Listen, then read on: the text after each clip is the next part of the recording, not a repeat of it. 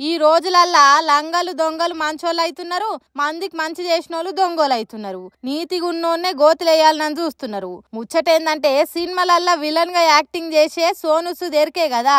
ఆగో ఆయనకు arrest warrant పంపిందట Punjab రాష్ట్రంలో ఉన్న లుధియానా కోర్టు. కరోనా కాలంలో ఎంతో మందిని ఆదుకున్నాడు, గరీబ్ల గల్మలకు కోరింది పంపిండు. అయ్యా సోను సూద్ కష్టాలల్లో ఉన్నా అంటే దేవుని తీరుగా ఆదుకున్నాడు. అసోంటి మనిషి ఏం తప్పు చేసిండు, ఎందుకు అరెస్ట్ వారెంట్ ఇయ్యాల్సి వచ్చింది అంటే సోను సూద్ పేరును ఏదో మోసం చేసిన కేసులో సాక్షిగా రాసిండ్రట.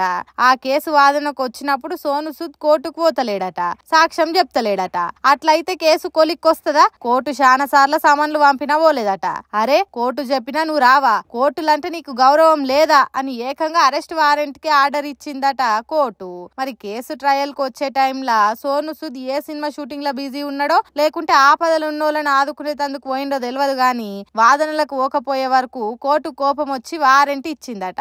అసలు కేసు పెట్టింది ఎవల మీద పెట్టిండో కానీ నడుమిట్ల సాక్షిగా సోను సూద్ పేరు రాసే వరకు ఇగో గింత కాడికి వచ్చింది వ్యవహారం. సోను సూద్ మాత్రం ఎవ్వలాగం కాకుండ్రి, అది ఉత్త కేసే ఏం కాదు అని అభిమానులకు చెప్పుకున్నాడట. కానీ చూడుండ్రి ఎంత మంచి పనులు చేసినా ఏదో ఓ తీరుగా చెడు జరుగుతున్నది, పాపం అని పోతే దోషం అన్నట్టే అవుతున్నది కథ.